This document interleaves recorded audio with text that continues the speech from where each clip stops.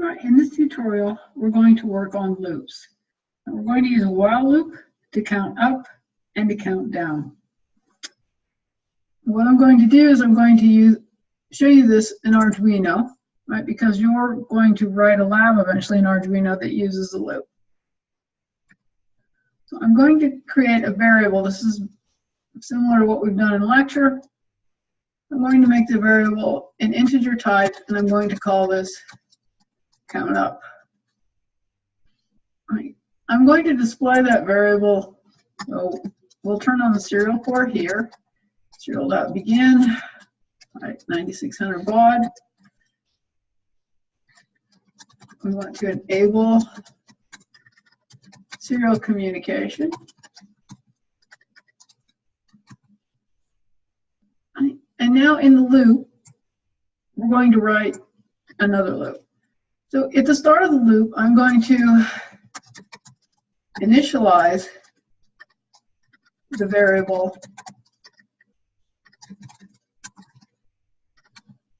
count up to 0. That means I simply store the value of 0 and count up. Right.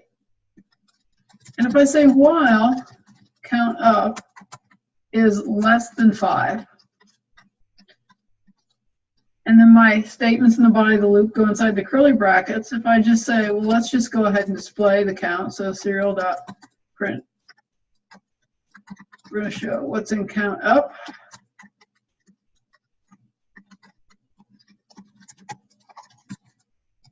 All right, we needed to print statements in Arduino. It's a little bit different than processing. We can't do that string appending. We can. All right, and we're going to add 1 to count up.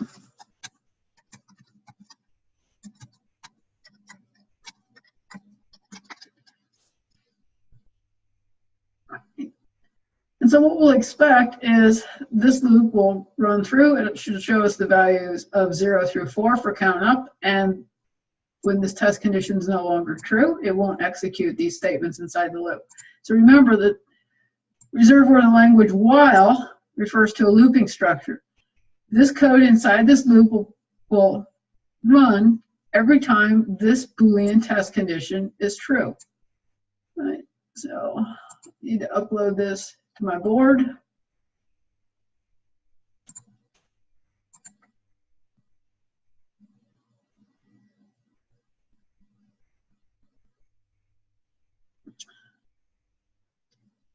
Now it's trying to save it.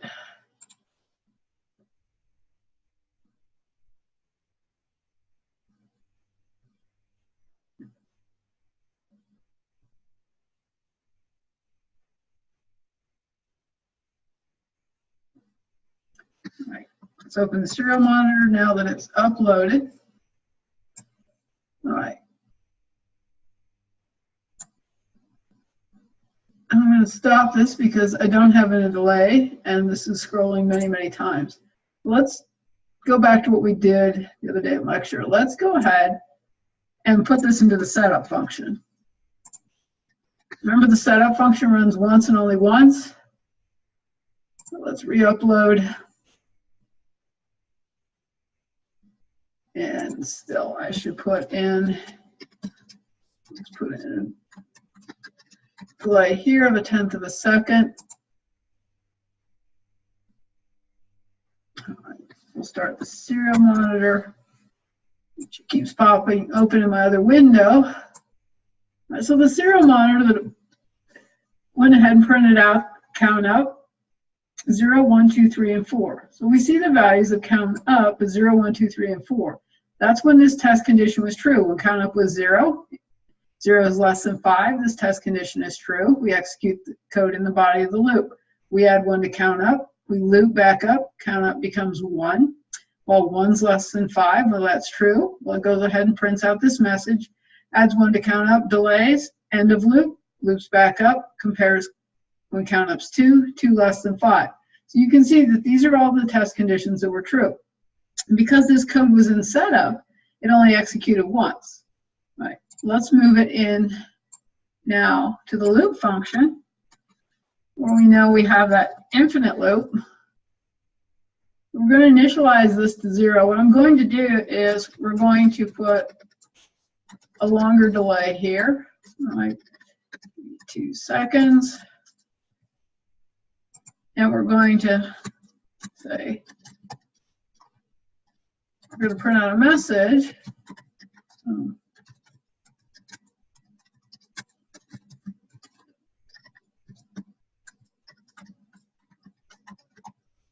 This while loop finished. Here we can print out a message to see the flow of code. We can say serial println top of loop function.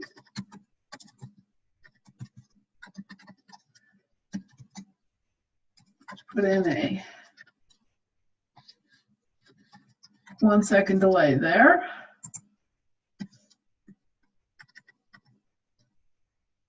Let's upload this.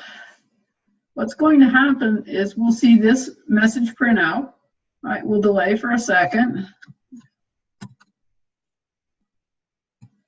Top of loop function, count up 0, 1, 2, 3, 4. While loop finish, top of loop function. Right. So as you can see, the flow of code is going from here to here. It's looping through here. When this test condition is false, when count up is no longer less than 5, we see this message printing out while loop finish. And we can just see this continuing on forever, right? It's an infinite loop. I'm going to put a delay here in setup simply because my serial monitor window keeps popping up on my other screen and you can't see it. So this will give me time after it pops up, hopefully, to get it back into this window. All right, so what happens if we change this now to 6? Right? What will our change in output be?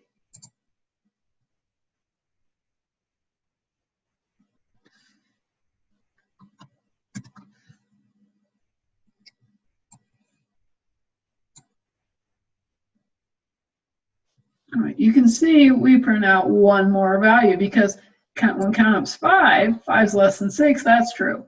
All we end up doing is printing out one more value. All right, now, that's how we count up. Let's take a look at what happens when we change the data type.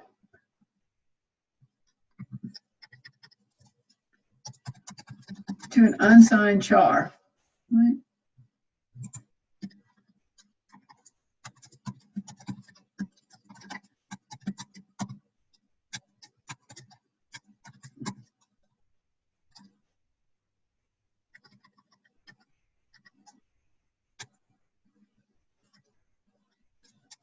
Okay, an unsigned char is 8 bits, right?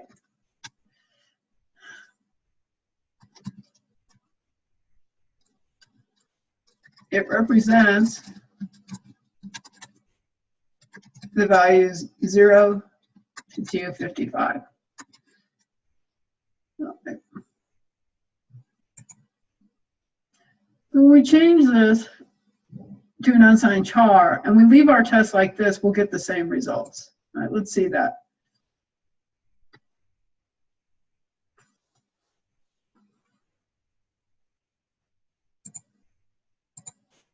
Right, we get the same results with this data type. Let's take a look at what happens when this test condition. So if I make this the test condition, well, count up is less than 256. I'm going to put a longer delay here. I'm going to initialize count up. Let's initialize it to 254.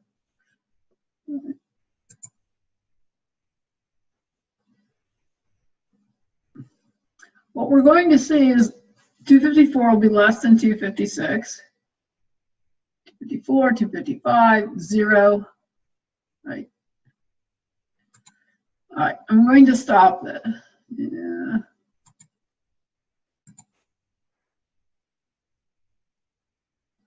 All right, now this filled up, let's take a look at this. So count up started out at 254. Okay. 254 was less than 256. This was true.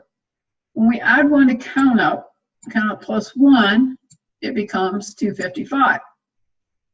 Right? And 255 is less than 256. So this is true. When we come back through and we add 1 to 255, it rolls over to 0. Right? Simply because 8 bits can only represent the value 0 to 255.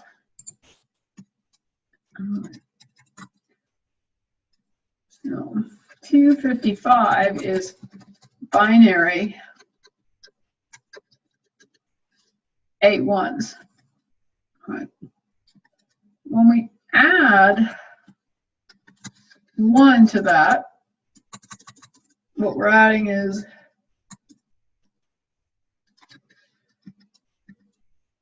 and what we get is 1 1 0 0 0 0 0 0 0.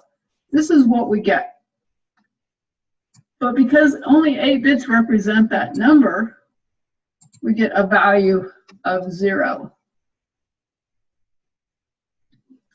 And that's why when you work with an unsigned char, you're going to have to monitor the loop in a way you can't compare this condition to 256.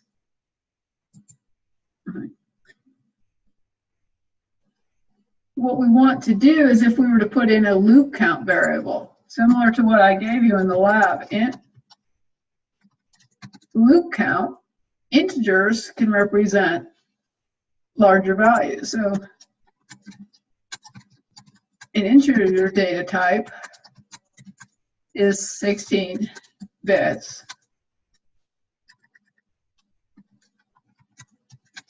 It can store the number, or it can store the number 256, right?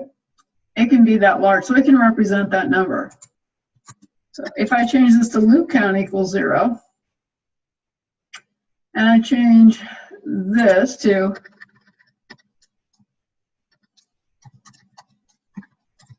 loop count, I'm going to leave loop count at 254, all right?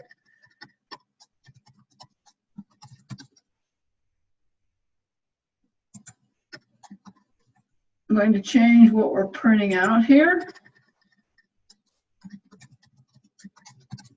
I want you to see that loop count, the integer, works with a value of 256. Print that out, and we'll say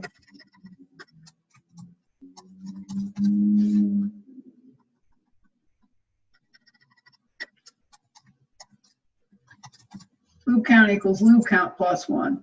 Remember, loop count is an int, not an unsigned char. All right, let's upload this.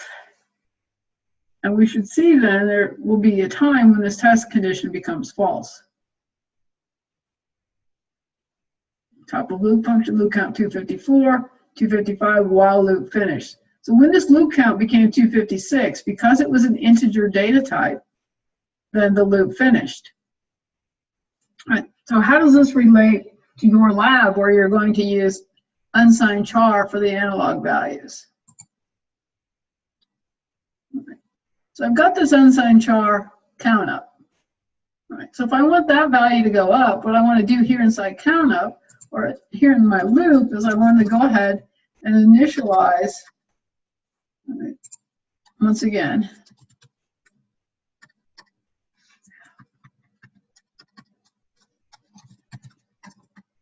count up to 0.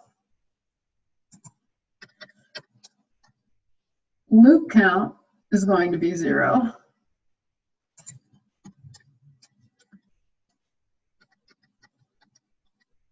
Let's print that information.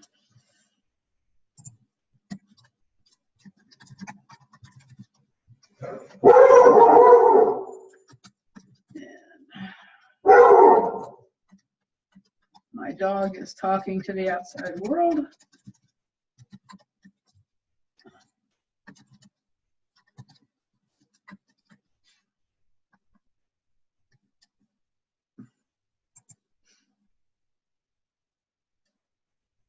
then we'll also say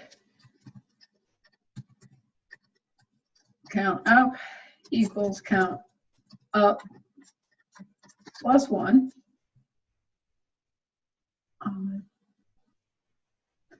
Let's initialize both of these actually back to 254. Let's take a look at this behavior near the extreme end of where we expect the loop to end. And out here, while loop finished, I'm going to say, let's go ahead and print this again.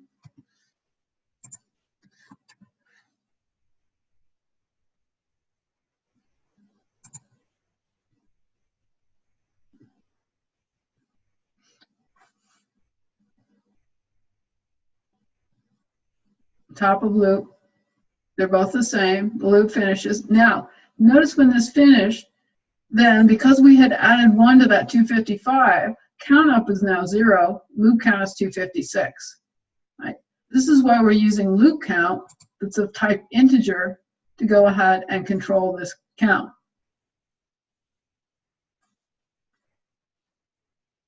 And we're using unsigned char for count up because analog write expects a value between 0 and 255.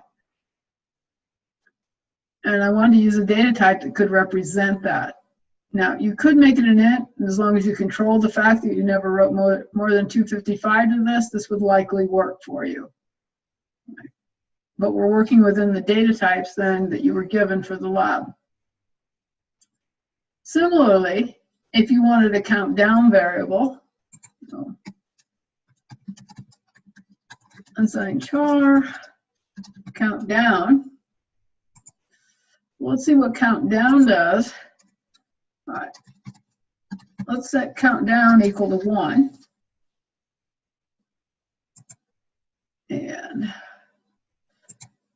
we're going to print out its value as well too.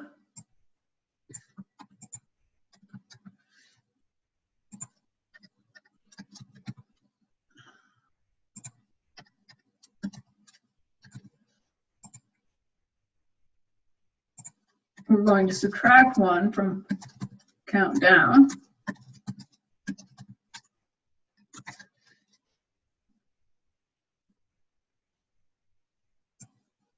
We're going to print that out here outside the loop as well. Let's upload that. Terminate a comment.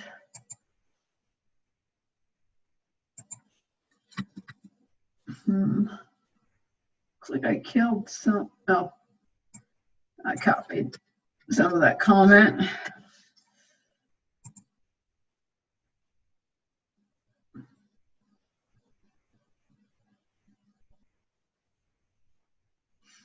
Top of loop. And actually, I forgot the new line character. Let's make that readable.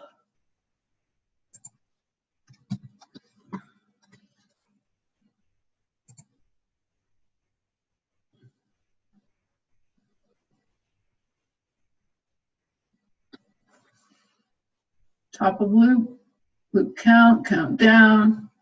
All right. So notice here, right, the loop count was 256. Count up, when we add 1 to 255, becomes 0. But when we subtract 1 from count down becomes 255. This could be why you're experiencing your LED at this stage from going to off to on. Right? Notice it went from off to bright on. If we wanted to avoid that, same way this goes from on to off, right? We could just simply change this data type.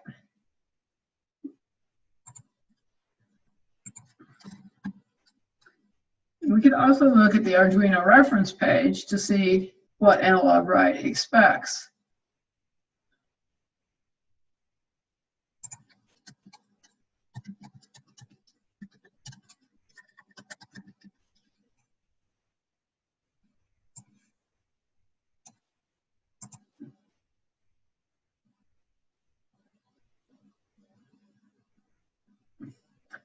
Pin and the duty cycle.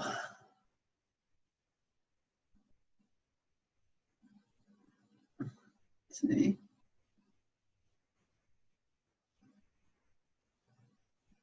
It really doesn't show us the data type that this expects. All right, so to make our lives easier, let's just change this to an unsigned int and an unsigned int. When we do that, we're going to see how that affects our output here.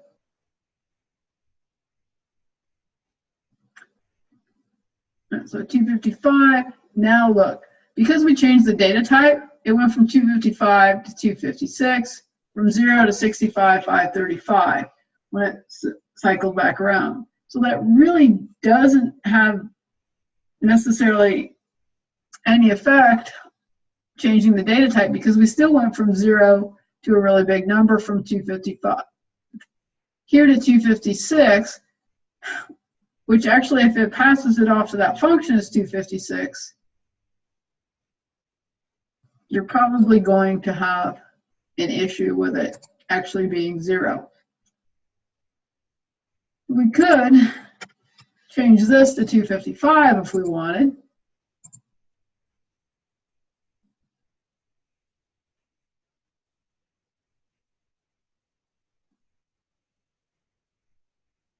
Top of loop, 254, 255, top of loop, 254. Because we stopped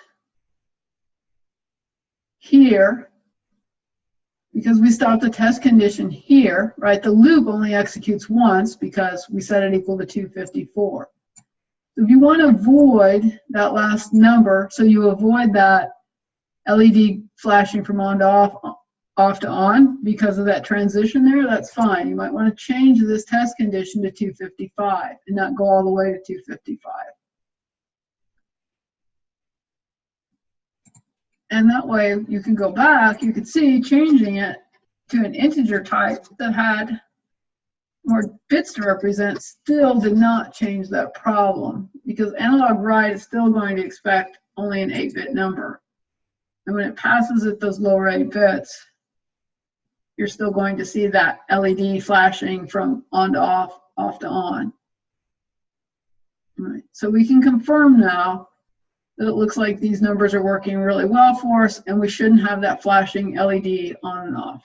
All right, so we can say here that stop the loop at 255 to avoid changing count up from 255 to 0 and count down from 0 to 255.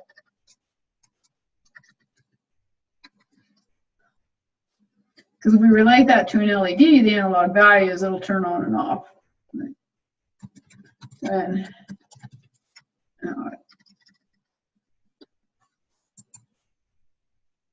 all right, and that's what I did for some debugging here. Right? In order to see what's happening in your code, you have to do this sort of debugging to see what these values are. Now you should be able to relate count up to a red analog value, count down to a yellow analog value. All right, we could change the name of these variables here. This could become red analog value,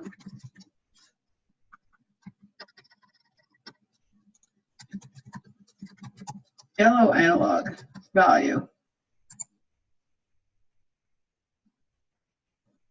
And then you have to change your variables here.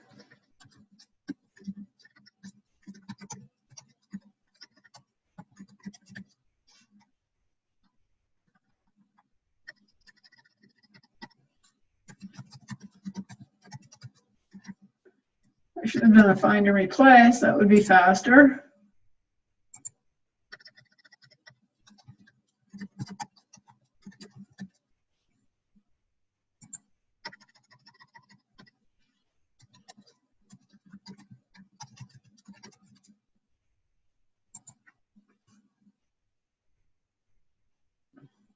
And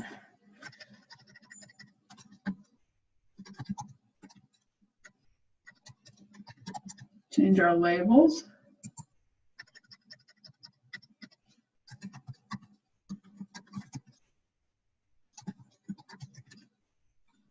And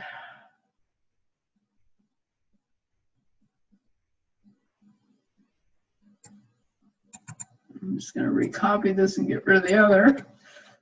I don't have to retype that. Here.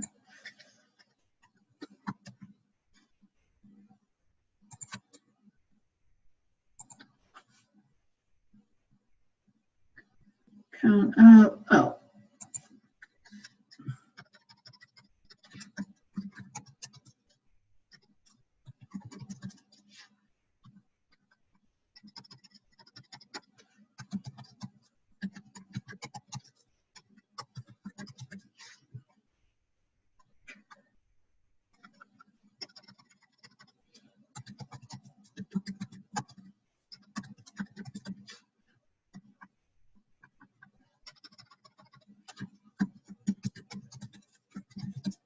All right, let's see if we have all the variable names changed.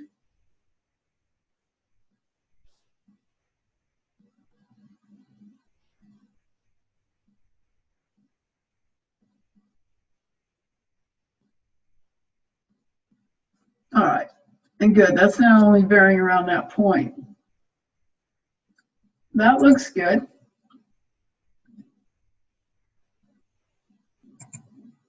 So we want to, all right,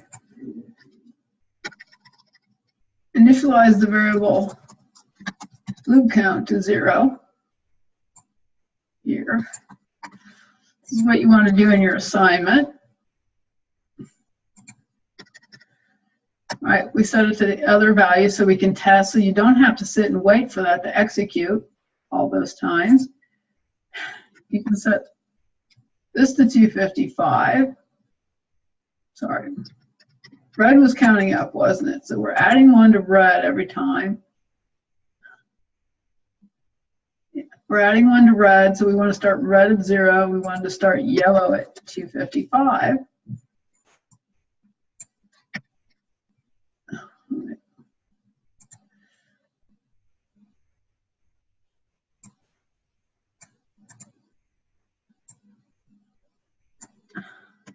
Some comments there.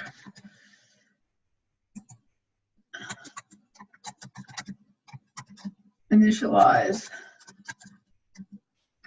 the red analog value to 0, right?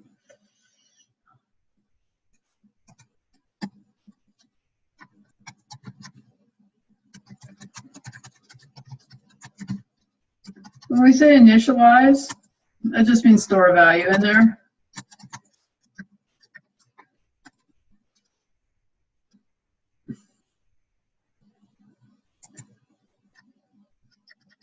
All right, we're going to stop the loop at 255 to avoid the unsigned char values from overflowing. That's what we call it. 255 plus 1 becomes 0, right? And we said that 1 or 0 minus 1 becomes 255. This is overflow, right? These are both instances of overflow.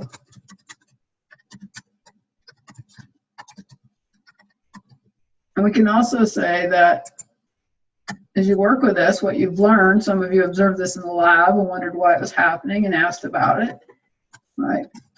When the analog value changes from 255 to 0, the LED turns off. Similarly, when it changes from 0 to 255, it goes from off to on.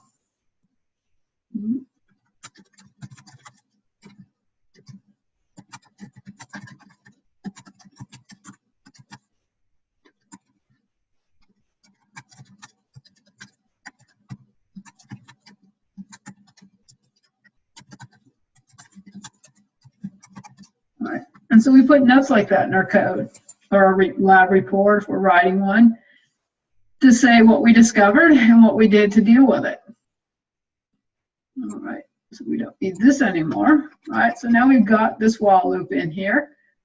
All right, this is where we're displaying some debugging information. So what we could do is we could actually move this to another function.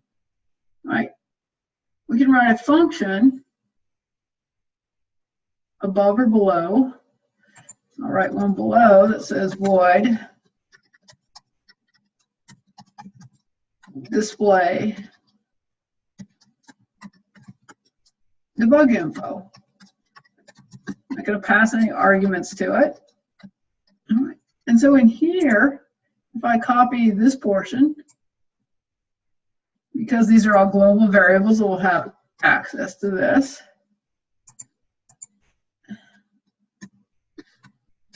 And I think, all right. So now if we want to call this function, here where I pulled this from is where we'd say, all right, we call the function by name, display debug info. All right.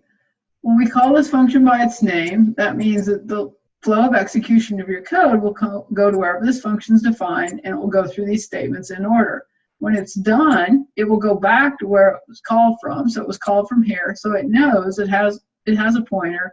It has information in its memory to know where to come back to. So we'll perform this. Similarly, this was the same thing that we just moved to display debug info. So we can say display debug info here, call that function again. Right, before, because I'd written the same code in two places, when I changed variable names, I had to make that change in two places. Well, if I'd written it in here, I'd only had to make that change once in that one place. Let's upload this to make sure we still have the same behavior as before.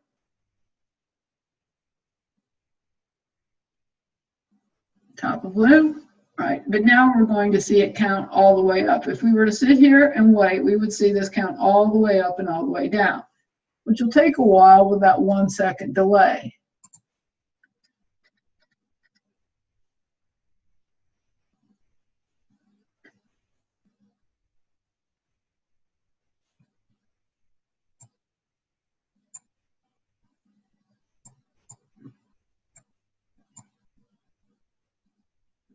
Actually, it's taking a little while, but we can see the red getting smaller, which would correspond to your red LED getting dimmer. Your yellow LED should be getting brighter. Sorry, dimmer, because it's going down. The other one is going up. Red's going up, so it gets brighter. Yellow's going down. It should be getting dimmer. All right, like I said, that's taking a little while there. And what we could do here is we can put in an if, and we could say if loop count equals 254, then display that information. Right? And now I can put a much shorter delay in here, so we're not going to write this out every single time. I'm going to shorten the delay up here from when this first starts as well too, since this is staying popped up in the screen and I don't have to move it.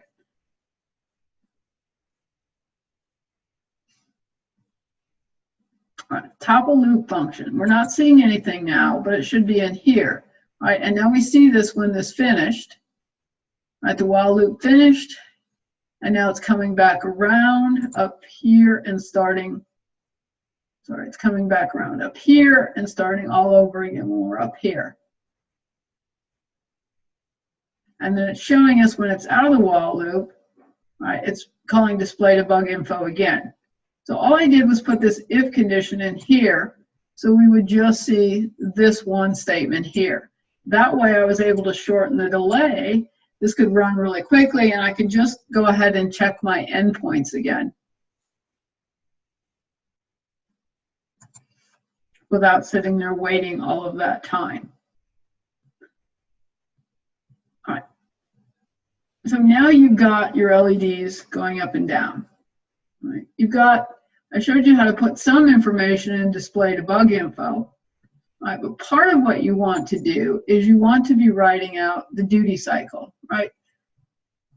You have another function you're going to write to perform some calculations.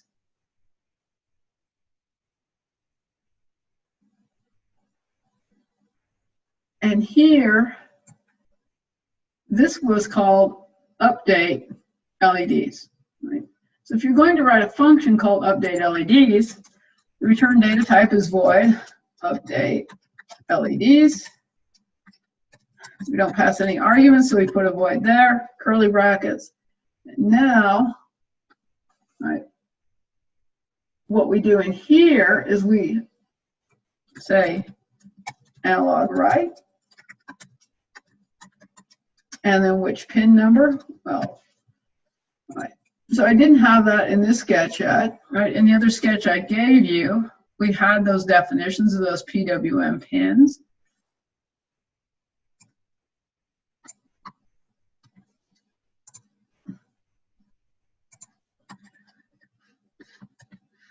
You had this.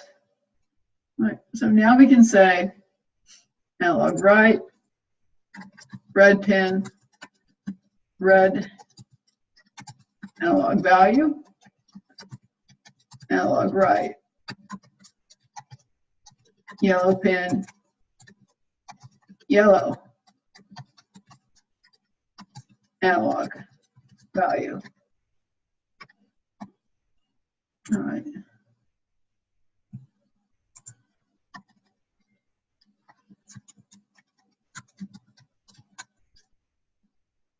So after changing the analog values, right, to write the updated values to the LEDs. We call the update LEDs function. So now when we call the update LEDs function, your code will go from here to here and perform these actions.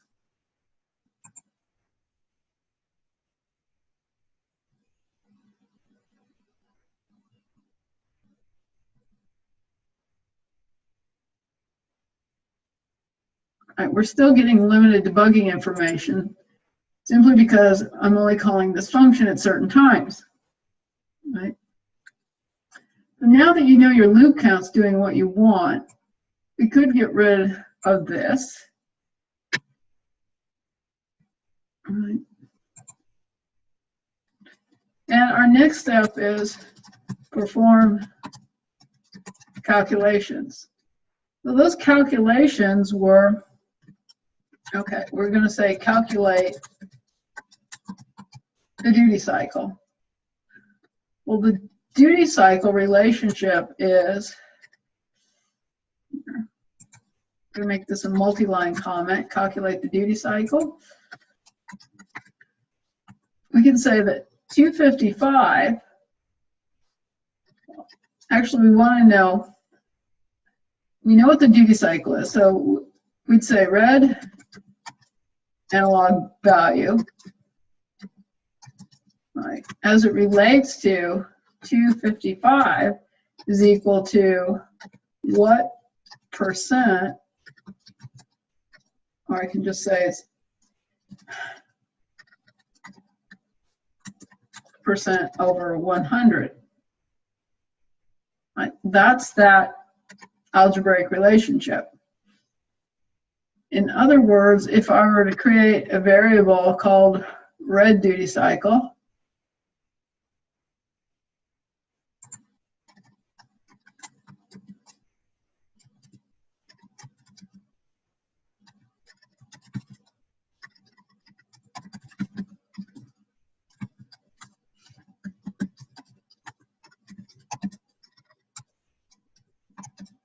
all right, so we'll declare it, so this has access to it.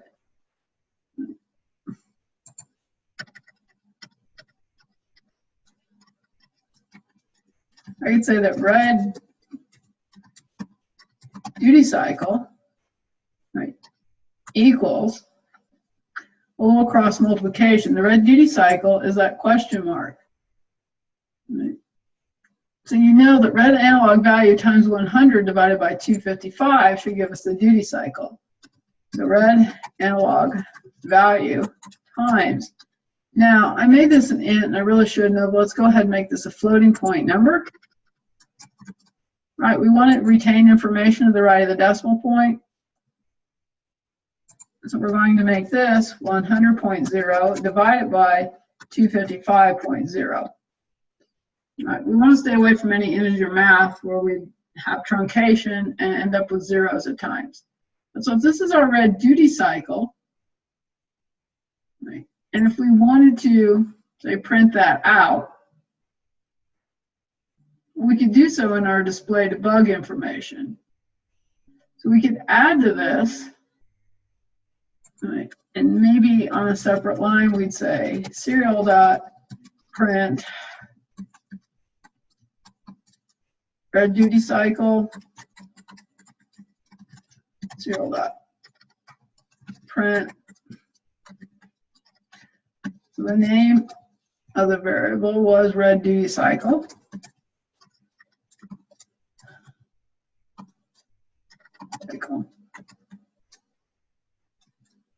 And maybe serial.print ln.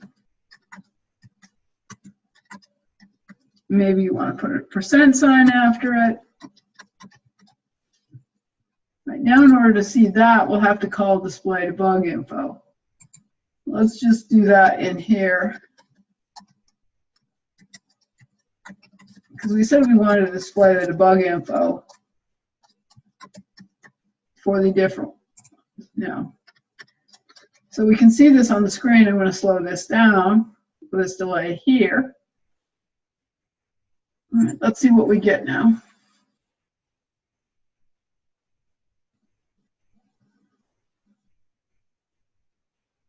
Top of loop count, red duty cycle, 0.39%, 0.78, 1.8.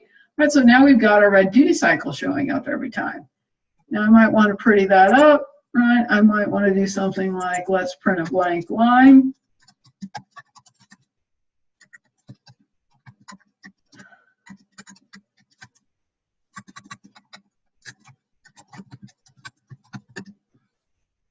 In between all of those.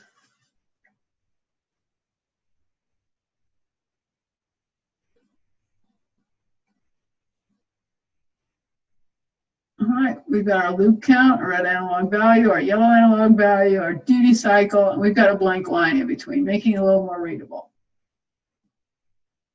All right, so we did that, right? We called the display debug info to get that to print out.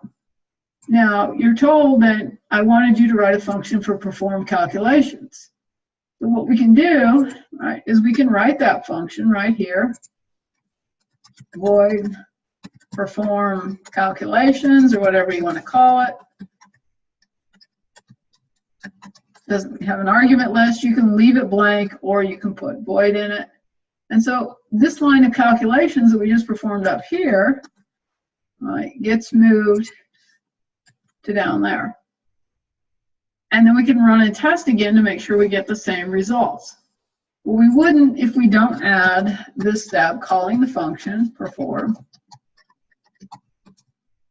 calculations.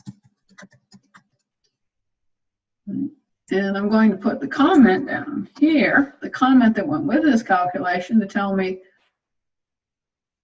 what my formula was, where that information is coming from. I want that comment in here.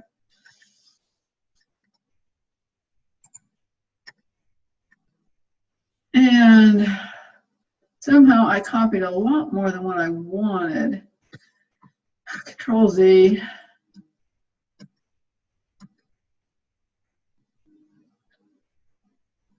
Still Control Z. Oh, all I wanted to do is copy that, not the other. All right, calculate the duty cycle. Right. So you should be able to calculate the yellow duty cycle now that I've done this for you. And display debug info. You can leave this in while you're working to let you know when you get to the end of these loops. You can do things like that. I might not call display debug info there, but now you basically got you have your while loop that's working its way through here. The next thing you're going to do, all right, you've worked your way through here, is next write the for loop to reverse the red and yellow analog values.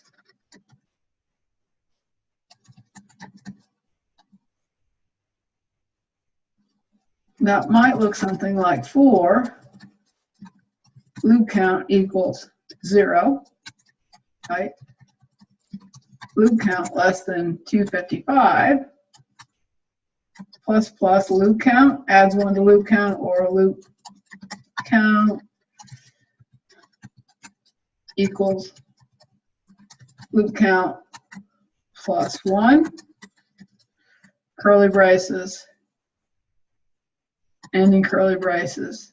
No, automatically gave those to me. So you want to do something basically very similar to what you're doing up here. Right? Now that you've tested this and have this working, why can't you just simply copy this down below?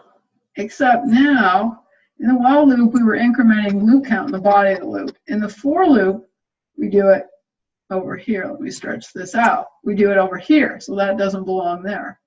Right? And now you were going to go the other way, where you were adding, you were subtracting. Where you were subtracting, you're now adding. I'll space that out a little bit better so you can see it. Right.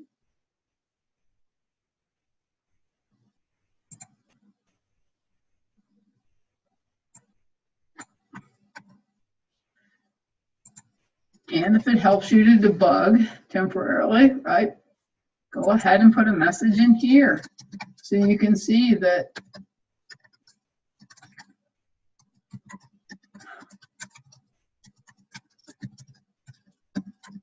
right, and maybe put a good solid delay in there, right, so you can see that happening. Upload that to your board and start testing.